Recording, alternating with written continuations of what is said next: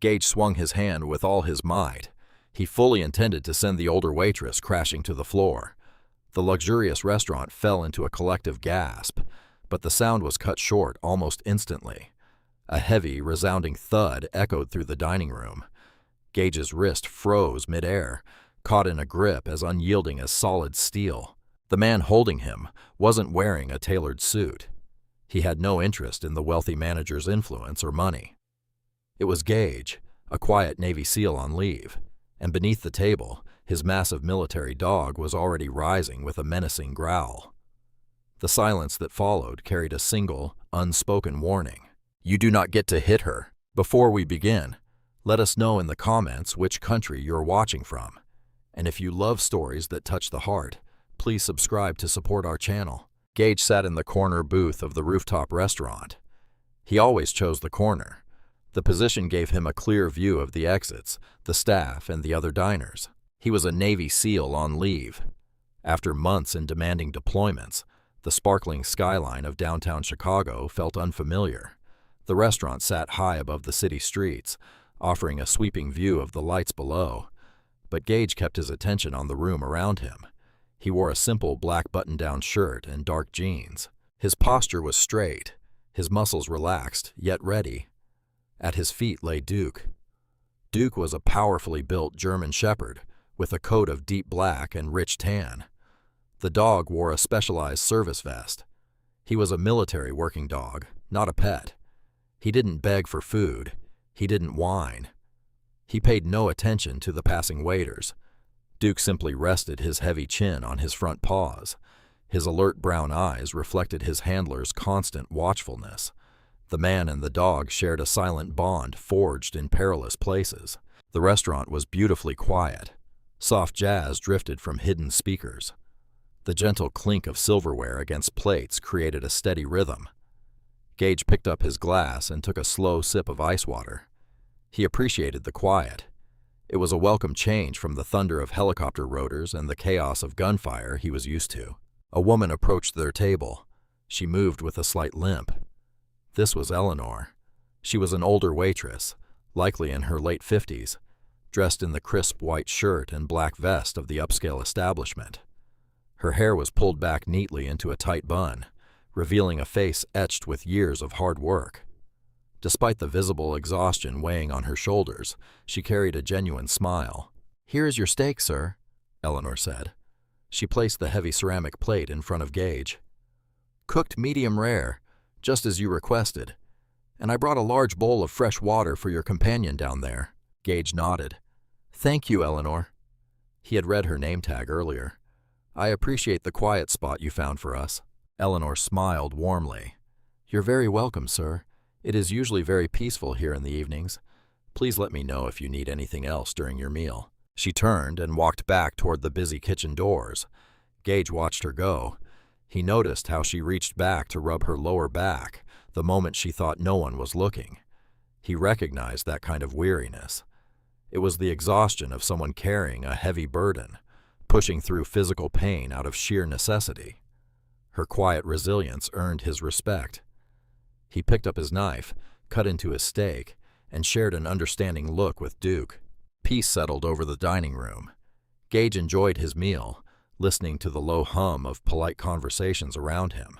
A rare sense of true relaxation began to ease into his shoulders. Then the silver elevator doors at the front of the restaurant slid open with a loud chime. The quiet atmosphere shattered. Brazen laughter echoed across the dining room.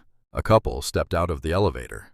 The man stood tall, dressed in a flashy tailored suit. He had slicked back dark hair and a face set in an arrogant smirk. The young woman clinging to his arm wore a tight dress and carried a tiny designer bag. She teetered on high heels, her voice shrill as she spoke. Gage stopped chewing. He set his fork down on the plate.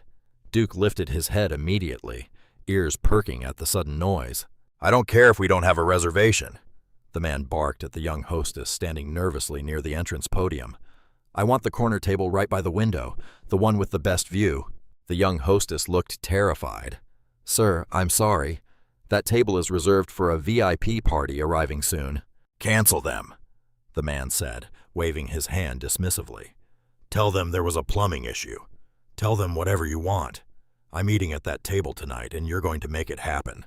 The woman laughed, resting her head on the man's shoulder. "Preston is right. We drove across town just for this view. You can't expect us to sit near the loud kitchen."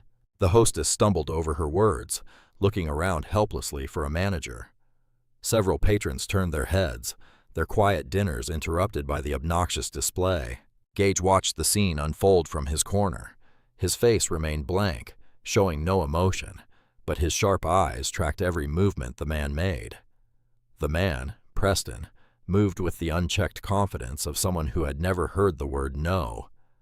He pushed past the trembling hostess and strode directly into the restricted VIP area. "Clear this table right now," Preston shouted at a passing busboy carrying a tray of glasses. "Move it!" Eleanor hurried out from the back hallway, wiping her wet hands on her apron. She stepped directly between Preston and the terrified teenage busboy. "Sir," she said, keeping her voice steady and polite despite the tension, "please lower your voice. We will gladly find you a suitable table, but you must wait a moment in the lobby." Preston stopped and looked down at Eleanor. His eyes scanned her uniform, her lined face, and her worn shoes. A look of profound disgust crossed his features. "Who are you to tell me to wait?" Preston sneered. "Get the manager, or better yet, just do your pathetic job and wipe that table before I decide to buy this entire building and fire every single one of you." Beneath the table, Duke emitted a low, dangerous growl. The sound vibrated through the floor. Gage reached down quickly and placed a firm hand on the back of the dog's thick neck. "Easy, buddy," he whispered. The peace vanished. The quiet night was over. Gage leaned back slowly in his chair. He didn't look away from Preston for a second. In his world, blind arrogance like that usually got people killed quickly. Here, in the civilized world, it just made them unbearable. But Gage had a strong feeling this night was far from over. He picked up his water glass again and took a slow, calculated sip, waiting patiently to see exactly what the arrogant man would do next. The VIP area occupied the highest tier of the dining room. A raised floor provided an unobstructed view of the glittering Chicago skyline. Preston pulled out a chair for his companion with a rough, impatient motion. The young woman sat down with a dramatic sigh. Her name was Lila. She wore a tight, crimson dress and a heavy diamond necklace. She placed her tiny designer handbag right in the middle of the table like a trophy. Preston stood and surveyed the room. He wore a custom midnight blue suit. His dark hair sat slicked back tightly. He had a handsome face, but it lacked any trace of warmth. He adjusted his silk tie and finally took his seat. "This lighting is completely unacceptable," Preston announced loudly. His voice cut through the soft jazz music. He didn't speak to anyone in particular. He just expected everyone to hear him. "It feels like a cheap diner in here. And what is this music? I feel like I'm sitting in a hospital waiting room." From his corner booth, Gage tracked the man's every movement. He chewed his steak slowly. He noticed how the other patrons leaned away from Preston's table, creating an invisible bubble of discomfort. Duke shifted his weight under the table. The large dog let out a soft huff of air. Gage tapped Duke's flank twice, signaling the dog to stay calm and observe. The restaurant manager looked visibly stressed. He pointed toward the VIP table and nodded at Eleanor. Eleanor took a deep breath. She smoothed down her black apron. She picked up 2 leather menus and a silver pitcher of iced water. She walked toward the VIP table with her slight limp, keeping her head held high. Her years of experience had taught her how to handle difficult guests. She focused on getting through the night. "Good evening," Eleanor said as she stopped at the edge of their table. "Welcome to the restaurant. Here are your menus. May I pour you some water to start?" Preston didn't look up. He stared directly at his phone screen, thumbs typing furiously. Lila inspected her manicured nails, completely ignoring the older woman. Eleanor stood there holding the heavy silver pitcher. Her back ached from the weight. The silence stretched on uncomfortably. "Excuse me, sir," Eleanor tried again, keeping her tone perfectly polite. "May I pour your water?" Preston stopped typing. He slammed his expensive phone face down on the table. He raised his hand and snapped his fingers loudly right in front of Eleanor's face. The sharp sound echoed like a gunshot across the quiet dining room. "Are you deaf or just incompetent?" Preston snapped. "We don't want your dirty tap water. Bring us a bottle of sparkling water, the expensive one from Italy, and bring it faster than you walked over here. You move like a turtle. Do they not have an age limit for hiring staff in this place?" Eleanor's cheeks burned with humiliation. She lowered the silver pitcher slowly. "Right away, sir. I apologize for the delay. I will be right back with your order." She turned and walked back toward the service station. Gage watched her retreat. He saw her tight grip on the pitcher handle. His own jaw clenched tightly. He placed his fork down on his plate. He had suddenly lost his appetite. Preston laughed loudly. He turned to Lila. "These people are unbelievable. You pay hundreds of dollars for a premium table. Then they send out someone who belongs in a retirement home to serve you." Lila giggled and flipped her hair. "She probably can't even read the menu, Preston." Eleanor returned shortly after, carrying a heavy silver tray with a green bottle of sparkling water and 2 crystal glasses. She carefully placed the items on the table. Her hands trembled slightly from the physical effort. She opened the bottle with practiced efficiency and poured the bubbling water into the crystal glasses. "Here is your sparkling water," Eleanor said softly. "Are you ready to order any appetizers tonight?" Lila picked up her glass. She lifted it up to the overhead light, narrowed her eyes, and inspected the rim. She gasped loudly and dropped the glass back onto the table with a hard thud. Water splashed over the top and soaked into the crisp white tablecloth. "Preston!" Lila whined loudly, her high-pitched voice piercing the quiet room. "Look at this right now. The glass has a scratch on it. A huge scratch. It is absolutely disgusting. I'm not drinking out of damaged trash." Preston looked at the glass. His face turned purple with sudden rage. He stood up abruptly, pushing his chair back with a loud scrape. He grabbed his cloth napkin and threw it violently across the table. The napkin hit Eleanor square in the chest and fluttered to the floor. "This is an absolute outrage!" Preston yelled at the top of his lungs. He pointed a long, accusing finger directly at Eleanor's face. "You bring a scratched glass? Do you have any idea who I am? I manage more money in a single day than you will see in 10 lifetimes. Eleanor took a frightened step backward. "Sir, I am deeply sorry. I did not see the scratch in the dim light. I will replace the glass for you immediately." "You will not do anything!" Preston shouted. He stepped closer to her, invading her personal space. "I want a new server right now. I refuse to be attended to by a clumsy, pathetic old woman. Your cheap uniform smells like a thrift store. Get out of my sight right this second before I have you fired and ruin your life."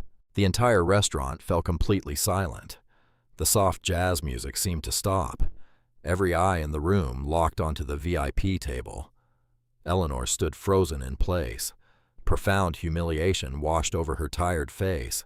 She looked down at the carpeted floor, unable to speak or move. Gage sat up straight in his booth. His muscles coiled like tight springs.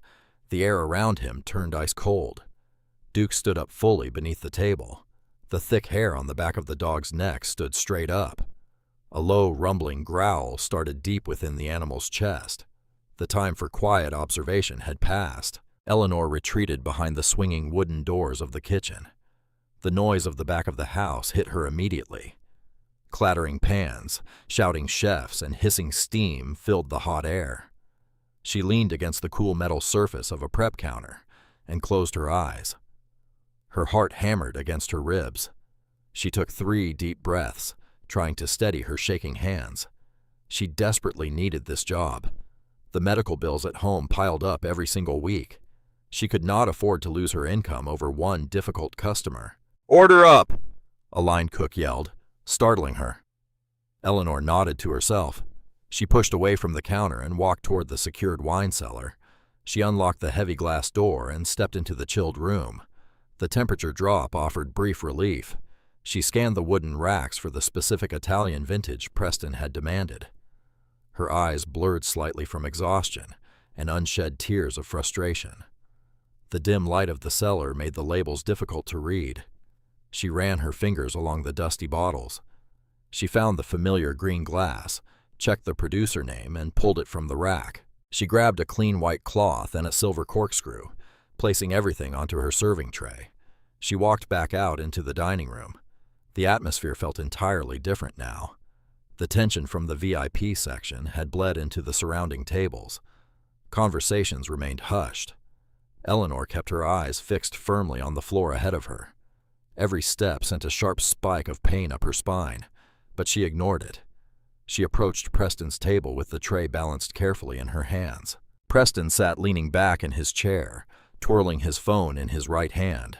Lila pouted, applying a fresh layer of bright red lipstick using the front camera of her phone as a mirror. Eleanor reached the table. "Here is the wine you requested, sir," she said softly. She presented the bottle, turning the label toward Preston for his approval. Preston stopped twirling his phone. He didn't look at Eleanor. He slowly leaned forward and inspected the bottle. He squinted his eyes. The silence stretched out, heavy and suffocating.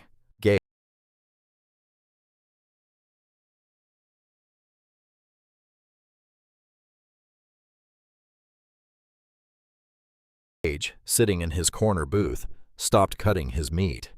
He watched the interaction with predatory stillness. Duke lifted his head, his ears swiveling toward the VIP table. Preston let out a slow, mocking laugh. It sounded like ice cracking. "What is this?" he asked, his voice dropping to a dangerous whisper. Eleanor blinked, confused. "It is the Italian vintage you ordered, sir." "No," Preston said. He picked up his cloth napkin and wiped his hands as if the very sight of the bottle had dirtied them. "This is the 2018 vintage. I specifically ordered the 2015. Any idiot with half a brain knows the 2018 is absolute swill compared to the 2015. Do you think I am some kind of fool? Do you think I cannot read?" Eleanor felt the color drain completely from her face. She looked closer at the label. The small gold numbers confirmed her mistake. In her panicked rush inside the dark cellar, she had grabbed the wrong year. "I am so incredibly sorry, sir," she stammered, her voice shaking visibly. "The labels look very similar. I will return to the cellar and bring the correct bottle immediately." She reached out to take the bottle back. Preston slammed his open palm down hard on the table. The crystal glasses rattled loudly. "Do not touch it!" he roared. The sudden volume of his voice shocked the entire restaurant. Several diners gasped out loud. Preston stood up. He loomed over Eleanor. The physical intimidation was deliberate and cruel. "You do not get to make a mistake and just walk away. You have ruined this entire evening from the moment we sat down. First the water, then the glass, and now this. Are you purposely trying to insult me?" "No, sir," Eleanor whispered. A single tear escaped her eye and rolled down her wrinkled cheek. "It was an honest mistake. Please forgive me." "An honest mistake?" Preston mocked. He stepped out from behind the table and stood directly in front of her. "People like you do not make honest mistakes. People like you are just fundamentally incompetent. That is why you are still carrying trays at your age, instead of doing something meaningful with your pathetic life." Lila laughed softly from her seat. The sound cut deeper than Preston's shouting. Around them, the restaurant patrons quickly looked away. Wealthy businessmen stared intensely at their steaks. Elegantly dressed women suddenly found their wine glasses fascinating. No one wanted to intervene. No one wanted to draw the anger of a man who clearly possessed wealth and influence. They chose silence. They chose cowardice. In the corner booth, Gage did not look away. He placed his hands flat on the wooden table. His dark eyes locked onto Preston's back. The veteran had seen terrible things in war zones. He had witnessed cruelty born of desperation and survival. But the cruelty happening right in front of him sickened him in a completely different way.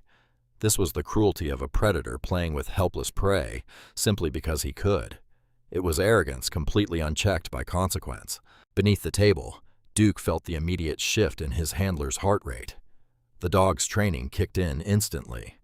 Duke stepped forward, emerging slightly from under the tablecloth. The large German shepherd let out a low, continuous growl. The sound vibrated with lethal warning. Preston did not hear the dog. He remained entirely focused on breaking the woman standing before him. "Look at you," he sneered, pointing at Eleanor's worn shoes. "You are a complete joke. You shuffle around here acting like you belong in a place like this. You do not belong here. You belong in the gutter with the rest of the trash. I'm going to make sure the manager throws you out on the street. And I will make sure everyone in this city knows exactly how useless you are." Eleanor broke. She lowered her head and sobbed quietly. She clutched the heavy silver tray to her chest like a shield. She possessed no power to fight back. She had to take the abuse to protect her sick husband at home. "Please, sir," she begged weakly. "My husband is very ill. I need this job. I will pay for the wine myself. Just please do not call the manager." Preston smiled. It was not a smile of forgiveness. It was the smile of a man who realized he had found the absolute weakest point in his victim's armor. "Your husband?" he mocked loudly. "If he relies on someone as stupid as you to keep him alive, he is already dead." That sentence hung in the air, toxic and heavy. The sheer malice behind those words crossed an invisible line. Gage stood up. He did not make a sound. His chair slid back silently. He moved away from his table with the fluid grace of a man accustomed to moving undetected in hostile territory. Duke immediately fell into step right beside his left leg, perfectly synchronized. The restaurant had become a theater of humiliation, and Preston stood center stage, completely unaware that a much more dangerous force had just entered the play. Preston looked down at the sobbing woman. Her tears did not elicit any sympathy from him. They only fueled his intense rage. He viewed her crying as a deliberate attempt to make him look like a villain in front of the entire restaurant. He heard the faint whispers from the surrounding tables. People were watching. They were judging the situation. Preston hated feeling embarrassed. He hated losing control of the narrative. "Stop your pathetic crying," Preston hissed. He leaned closer to Eleanor. "You are causing a scene. You are ruining my dinner and you are embarrassing me. Shut your mouth right now." Eleanor could not stop. The fear and the stress of the past events finally broke her completely. She clutched the silver tray against her chest. She thought about her husband lying in his hospital bed. She thought about the mounting medical bills. She needed this job desperately. The thought of losing it terrified her. Her shoulders shook with each sob. She tried to step backward, but her legs felt like lead. She was trapped. Lila sighed loudly from her seat. She picked up her phone again. "Preston, please deal with this. People are staring at us. This is so annoying." That single sentence from Lila pushed Preston over the edge. He needed to assert his dominance immediately. He needed to prove he was in charge of the situation and the room. He looked at Eleanor's wrinkled face. He saw only a target. He saw someone who possessed zero power to fight back. Preston tightened his jaw. He shifted his weight to his back foot. He raised his right hand high into the air. He flattened his palm. He intended to strike Eleanor across the face. He wanted to deliver a slap hard enough to knock her down. He wanted to teach her a physical lesson about respect and hierarchy. Time seemed to slow down inside the restaurant. Several patrons gasped loudly. A woman at a nearby table covered her mouth in horror. A waiter dropped a metal spoon, the utensil clattering loudly against the wooden floor. But no one stepped forward. No one moved to help the older woman. Fear kept them frozen in their seats. They did not want to become the next target of his anger. Eleanor saw the hand go up. She knew exactly what was coming next. She did not try to run. She knew she could not move fast enough to escape the blow. She simply closed her eyes tightly. She turned her head slightly to the side. She braced her frail body for the painful impact. She waited for the sting of his hand against her cheek. In the corner booth, Gage had already calculated every variable in the room. He anticipated Preston's violent escalation seconds before it actually happened. The moment Preston shifted his weight, Gage moved. He did not yell. He did not issue a verbal warning. He simply exploded into motion. Gage possessed the physical conditioning of an elite military operator. His body knew how to close distances rapidly and silently. He cleared the space between his corner booth and the VIP section in seconds. He moved past the terrified waiters. He slipped between the crowded tables without brushing a single chair. Duke followed right behind him, matching his handler's silent speed perfectly. Preston swung his hand downward with brutal force. He put his shoulder into the strike. He fully intended to hurt the older woman. The strike never landed. Gage stepped directly in front of Eleanor. He raised his left arm, his hand clamping around Preston's wrist mid-swing. The impact sounded like a heavy wooden bat hitting a thick bag of sand. A loud, dull thud echoed across the silent dining room. Preston's arm stopped dead in its tracks. The sudden halt jolted his shoulder backward. He gasped in surprise. He felt as if his wrist had just struck a solid steel beam. Gage locked his fingers around Preston's forearm. His grip was absolute. He applied a precise amount of crushing pressure. He dug his fingertips into the sensitive nerve endings between the bones. It was not enough to break the wrist, but it was enough to send a sharp, paralyzing shockwave of pain straight up Preston's arm. Preston tried to yank his arm back instinctively. He pulled with all his might. He might as well have been trying to uproot a massive oak tree. Gage did not move a single inch. His stance remained wide and perfectly balanced. His boots planted firmly on the carpet. His face showed absolutely zero physical strain. Eleanor slowly opened her eyes. She expected to feel immense pain, but she felt nothing. She looked up. She saw the broad, solid back of the man from the corner booth standing between her and her attacker. She saw his dark shirt. She saw the heavy muscles of his forearm flexing as he held Preston's arm trapped in the air. Preston stared at his own trapped wrist in pure disbelief. He could not comprehend what had just happened. One second, he was about to deliver a punishing blow. The next second, a stranger had materialized out of thin air and completely neutralized him. He looked up from his trapped wrist and finally looked at the man holding him. Gage stood perfectly still. He did not smile. He did not look angry. He looked completely devoid of emotion. That lack of emotion was far more terrifying than any angry shout. It was the cold, calculated demeanor of a man who viewed physical confrontation as a simple mechanical process. Below them, Duke stood at full attention. The massive German shepherd placed himself directly between Preston and Eleanor. The dog bared his bright white teeth. A deep guttural growl vibrated constantly from his thick chest. Duke did not bark. He simply warned the man that any further aggressive movement would result in severe and immediate consequences. The restaurant remained completely dead silent. The soft jazz music continued to play from the overhead speakers. The heavy, panicked breathing of the nearby patrons filled the air. Preston's face turned pale. The pain in his wrist intensified with every passing second. He tried to speak.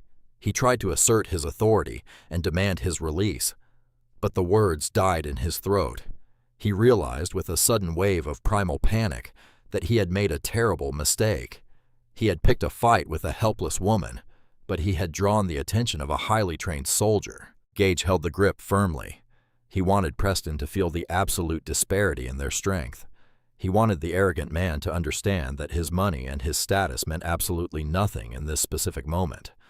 Only physical reality mattered now, and the physical reality was that Gage controlled everything. The iron wall had dropped between the predator and the prey. Preston pulled his arm. He pulled hard.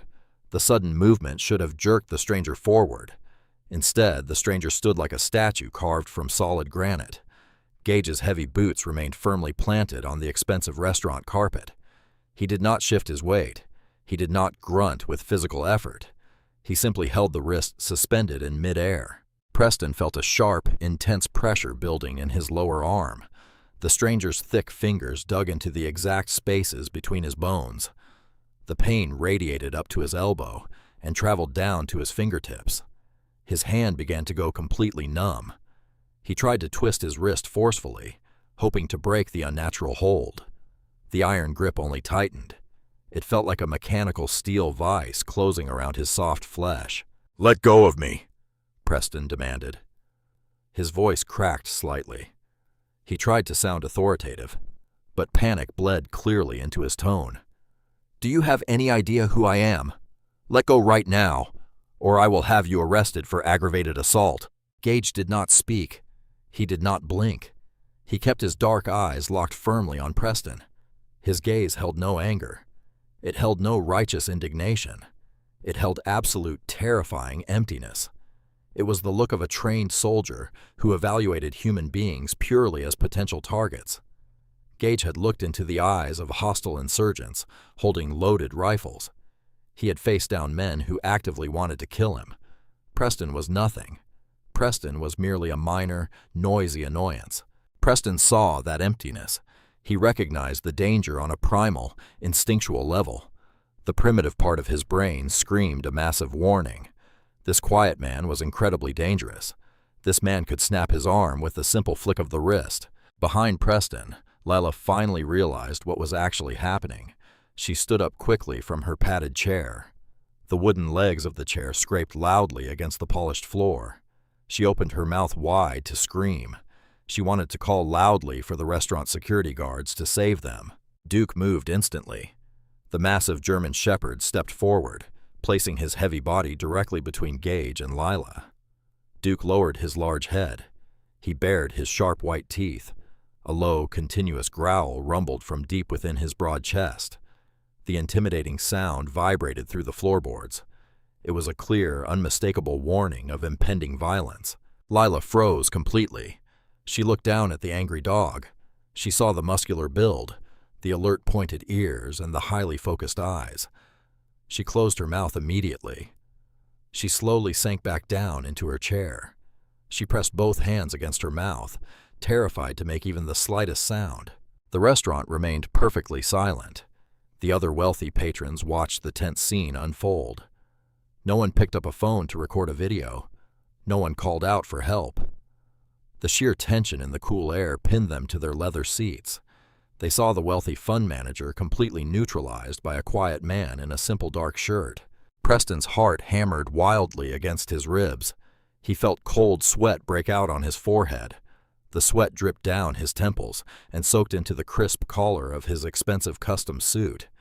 His breathing became rapid and shallow. He tried to pull his arm back again. He used his entire body weight this time. He braced his leather shoes against the floor and pulled. Gage still did not move an inch. He let Preston exhaust himself entirely. He watched the arrogant man struggle uselessly against an immovable force. Gage observed the micro-expressions flashing across Preston's face. The rapid transition from blind rage to absolute terror fascinated him slightly. In his line of work, reading an opponent meant the difference between life and death. Preston was incredibly easy to read. He was a common bully who relied entirely on social status to intimidate others. Take away the social rules, introduce pure physical consequence, and the bully collapsed instantly. The air conditioning kicked on, sending a sudden chill through the dining room. The soft jazz music playing from the overhead speakers felt entirely surreal against the backdrop of the tense physical standoff. The young hostess, standing near the entrance, gripped her wooden podium tightly. She looked pale and sick. The manager, who had been avoiding the VIP situation entirely, now stood near the swinging kitchen doors, frozen in cowardice and indecision. He did not know how to handle a physical altercation involving such a high-profile guest. "You're breaking my arm," Preston gasped weakly. The physical pain was becoming unbearable. The numbness in his fingers turned into a sharp, burning sensation. "Please, let go." The word "please" sounded strange coming from Preston's mouth. He rarely used it in his daily life. He usually issued strict orders. Now he was begging for mercy. Gage maintained the exact same pressure. He wanted Preston to feel true, undeniable helplessness. He wanted Preston to understand exactly what Eleanor had felt just moments ago. Power relied heavily on perspective. Preston believed his vast money gave him ultimate power over the tired waitress. Gage demonstrated clearly that physical reality trumped financial status in this specific moment. Eleanor stood perfectly still behind Gage. She watched the broad, protective shoulders of her savior. She heard Preston begging. A strange sense of profound relief washed over her tired body. She wiped the stray tears from her cheeks. She held the heavy silver tray tightly against her chest for comfort. She did not know this strong man. She did not know his name, but he had saved her from a humiliating public assault. Preston's legs began to shake violently. The adrenaline rapidly leaving his system left him feeling incredibly weak. His knees wobbled. He felt a profound sense of public humiliation crushing him. Everyone in the exclusive VIP section was watching him. The wealthy elites of Chicago saw him rendered completely powerless. His carefully constructed image of dominance and ultimate control shattered into a million tiny pieces. "Who are you?" Preston whispered. The aggression was completely gone from his strained voice. Only raw fear remained. Gage finally blinked. He loosened his iron grip slightly. He did not let go entirely, but he stopped the crushing pressure on the sensitive nerves. He leaned in close to Preston's face. "I am the person telling you no," Gage said quietly. His voice was deep, steady, and terrifyingly calm. It carried perfectly in the quiet room. "You will not touch her. You will not yell at her. You will stand there and you will be completely quiet." Preston nodded rapidly. He could not form any actual words. The sheer force of Gage's presence overwhelmed him entirely. He swallowed hard. The bitter taste of fear coated his dry throat. He looked at his trapped red wrist. He looked at the massive dog standing guard nearby. He finally realized the absolute truth of the dreadful situation. He had picked a fight he could never win. The iron wall had stopped him effortlessly, and the lethal stare had broken his spirit completely. Gage decided the physical lesson was over. He shoved Preston's arm downward and backward. The sudden force sent Preston stumbling. The wealthy man hit the edge of his padded chair and collapsed heavily into the seat. He grabbed his injured wrist with his other hand. Red marks had already formed on his pale skin. He breathed heavily. His chest heaved up and down. The physical pain throbbed constantly, but the public humiliation burned much worse. He looked around the silent dining room. The other patrons stared at him. Their eyes held a mixture of shock and quiet satisfaction. They saw the bully brought to his knees in seconds. Preston hated that look. He despised feeling weak. He needed to reassert his dominance immediately. He realized he could not defeat the quiet soldier in a physical fight. The soldier possessed too much power and speed, but Preston had a different kind of power. He reached into the inner pocket of his custom suit jacket. He pulled out a thick black leather wallet. He opened it with trembling fingers. He pulled out a thick stack of crisp $100 bills. He slammed the money down hard onto the white tablecloth. The green bills scattered near the scratched crystal water glass. "Take it," Preston demanded. His voice shook slightly, but he tried to sound commanding. "There is $2,000 right there. Take the cash and walk away. Go back to your corner table right now. This does not concern you." Gage did not look at the money. He kept his eyes locked firmly on Preston's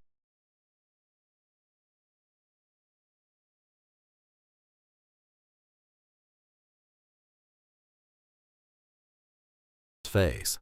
He stood perfectly still. His silence spoke louder than any angry insult. It communicated utter contempt. To Gage, the scattered paper meant absolutely nothing. It was just useless paper sitting on a table. It held zero value in a battle of morals. Lila stared at the money, then looked up at Gage. She expected him to take it quickly. In her shallow world, everyone had a price. Everyone backed down when enough money appeared. But this man did not even blink. He simply stood there like an immovable mountain. Preston felt his face flush dark red. The bribe had failed completely. The stranger's silent rejection infuriated him beyond measure. He felt stripped of his ultimate weapon. If money could not fix the situation, he had to find another way to inflict serious damage. He shifted his gaze away from Gage. He looked directly past the soldier and locked his eyes on Eleanor. The older woman still stood behind her protector, clutching her silver serving tray. Preston pointed a shaking finger at her. "You think this changes anything?" he snarled. He spat the words out like venom. "You think having a bodyguard saves your pathetic job? It makes it worse. It makes it much worse." Eleanor flinched. She looked at Preston with wide, terrified eyes. She stepped backward, trying to hide behind Gage's broad frame. "I know the owner of this restaurant," Preston continued, his volume increasing significantly. He wanted everyone in the room to hear his threats. I play golf with him every Sunday. I manage his investment portfolios. You will be fired, but I will not stop there. Gage took one slow, deliberate step forward. Duke followed perfectly. The movement made Preston lean back slightly in his chair, but the wealthy man refused to stop talking. He rode a dangerous wave of toxic adrenaline. I know every major restaurant owner in downtown Chicago, Preston yelled loudly. I will make one phone call, just one call. I will make sure your name goes on a permanent blacklist. You will never work in hospitality in this city again. You will not even be able to get a job scrubbing floors in a cheap fast food joint. I will personally ensure you starve on the streets. The sheer cruelty of the threat hung heavily in the cool air. The words lacked physical violence, but they carried immense destructive power. Preston aimed to destroy her entire livelihood. He aimed to ruin her life simply because she brought the wrong bottle of wine to his table. Eleanor dropped her silver tray. The heavy metal hit the carpet with a dull thud. She clasped her trembling hands together in front of her chest. The tears flowed freely down her wrinkled cheeks.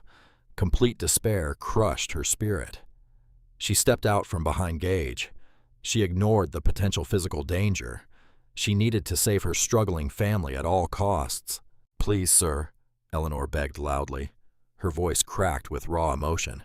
I am begging you. Do whatever you want to me tonight. Scream at me. Humiliate me. But please do not take my job away. My husband is dying. He is in the hospital right now, fighting for his life. His medication costs thousands of dollars every single month. Our insurance does not cover it anymore. If I lose this steady income, he will die. She fell to her knees. She knelt right there on the expensive carpet in front of the VIP table. She sacrificed every ounce of her personal dignity to save her husband's life. Please, she cried out, have mercy. I am so sorry for the mistake. Preston looked down at the kneeling woman. A sick, twisted smile slowly crept across his handsome face. He felt powerful again. The sight of her total submission fed his massive ego perfectly. I do not care about your dying husband, Preston said coldly. His voice lacked any trace of human empathy. The world is full of sick, useless people. His problems are not my problems. You should have thought about him before you decided to insult me. You are finished. Gage stopped breathing for a fraction of a second. He looked down at the woman kneeling on the floor. He saw her shaking shoulders. He heard her desperate sobs. Then he looked back at the man smiling in the chair. Gage had spent his entire adult life protecting the innocent from evil men. He usually fought armed terrorists and violent warlords overseas. But evil did not always wear a military uniform. Sometimes it wore a custom designer suit. Sometimes it sat in luxury restaurants and destroyed innocent lives with phone calls. A dark, heavy energy settled over Gage. The absolute calm that had guided his actions earlier vanished completely. Righteous fury took its place. He turned his body fully toward Preston. He planted his heavy boots firmly. He curled his right hand into a solid, heavy fist. His knuckles turned completely white under the intense pressure. The muscles in his thick forearm corded like steel cables. He did not plan to grab a wrist this time. He planned to shatter the arrogant man's jaw. He planned to deliver a physical consequence so severe that Preston would never dare to threaten a helpless person ever again. Duke stepped forward, sensing the incoming violence, and released a terrifying roar. The restaurant held its collective breath. The final collision was only seconds away. Gage tightened his fist. The heavy muscles in his arm coiled tightly, like thick steel springs. He prepared to swing his arm forward. The entire restaurant waited for the inevitable explosion of violence. Preston sat completely frozen in his padded chair. He saw the pure destruction waiting in the soldier's dark eyes. He knew he could not stop the incoming blow. That is quite enough, a calm voice said. The voice did not shout. It did not carry any raised anger. It was quiet, deep, and possessed an absolute, unquestionable authority. It cut through the thick, toxic tension in the room perfectly. Gage stopped his violent motion instantly.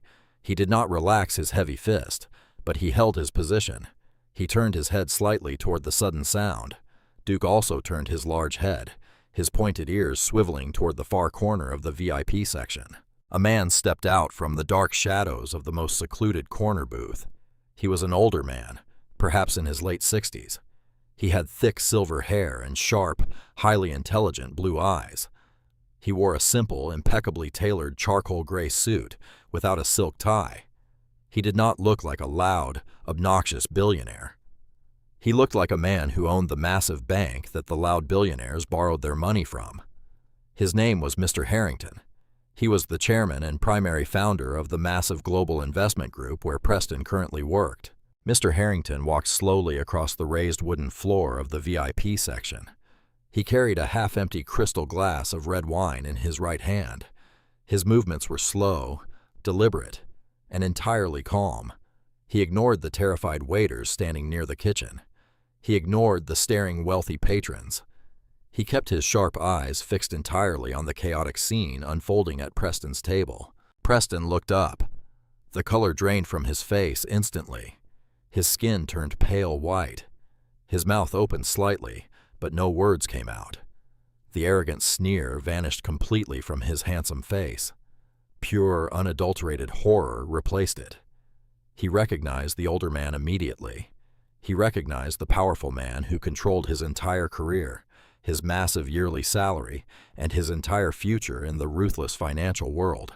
"Mr. Harrington," Preston finally managed to whisper. His voice cracked terribly in his dry throat. "Sir, I did not know you were dining here tonight." Mr. Harrington did not look at Preston. He walked directly toward Gage.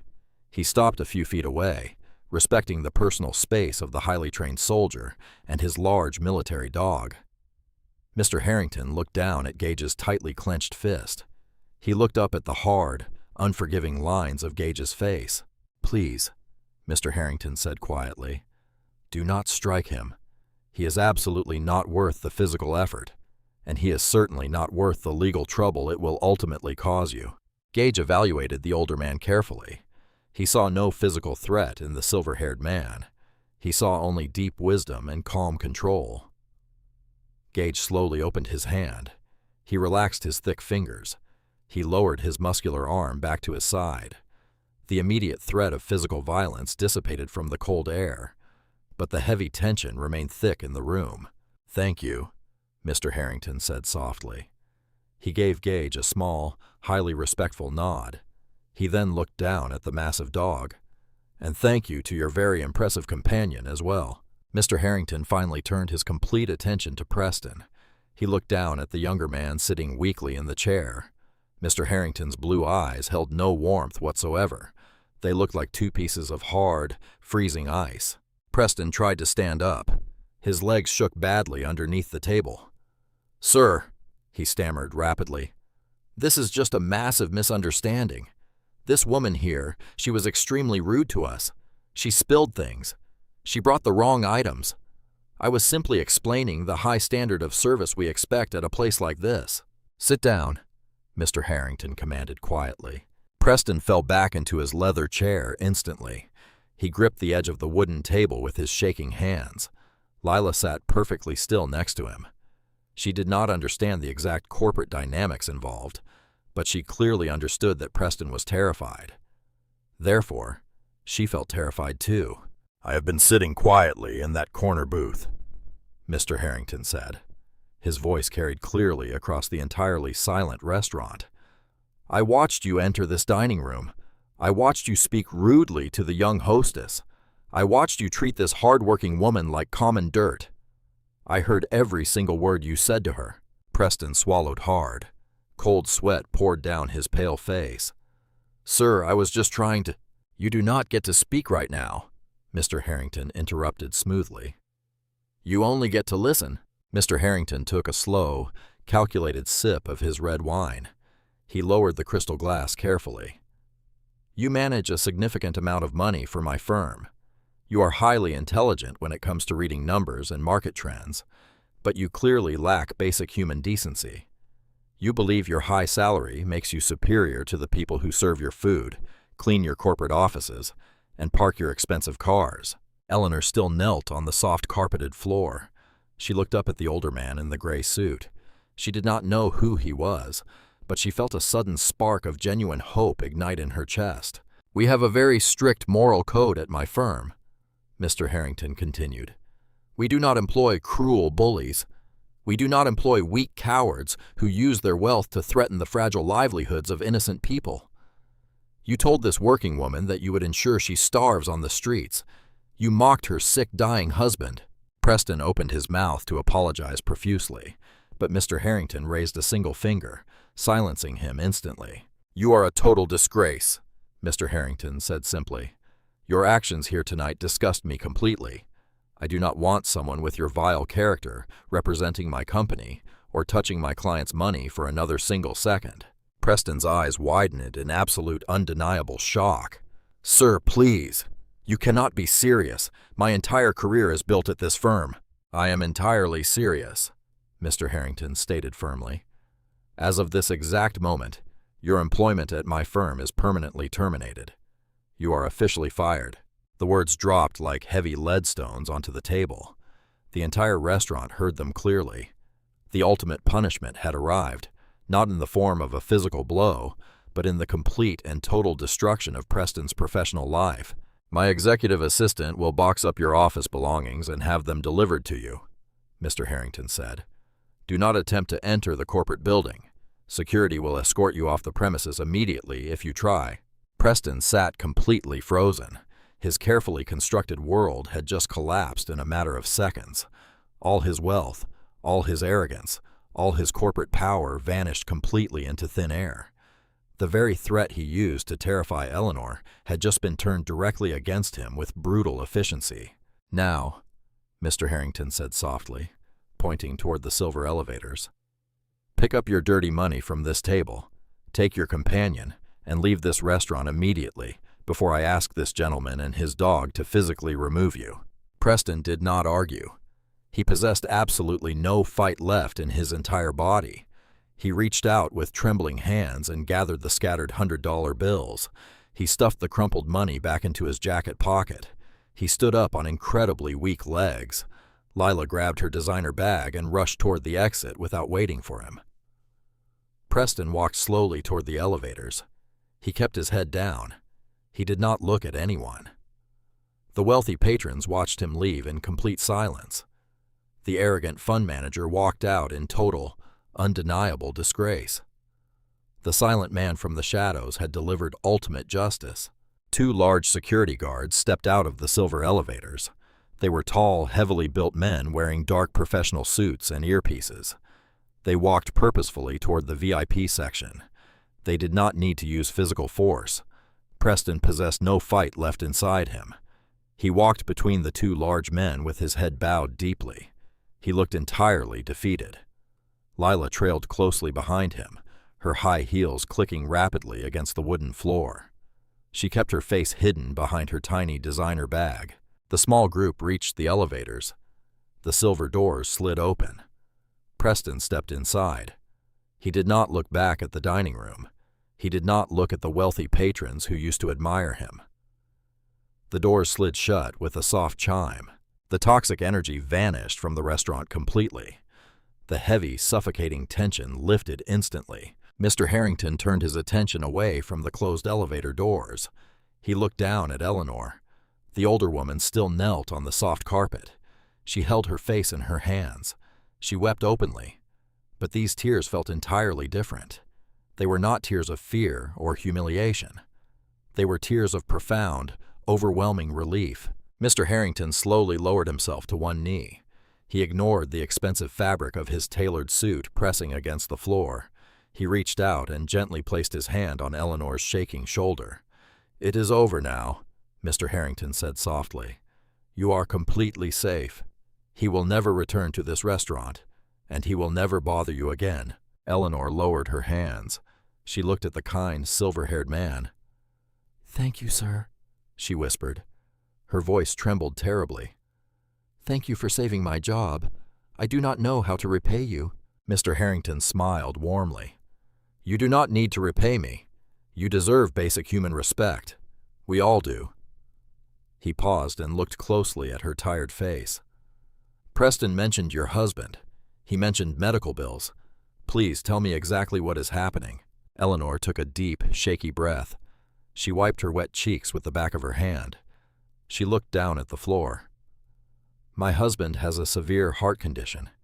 He needs specialized surgery and very expensive daily medication. Our health insurance ran out months ago. I took this job to pay for his care, but the bills keep growing faster than I can work. If he does not get the surgery soon, the doctors say he will not make it." Mr. Harrington listened completely.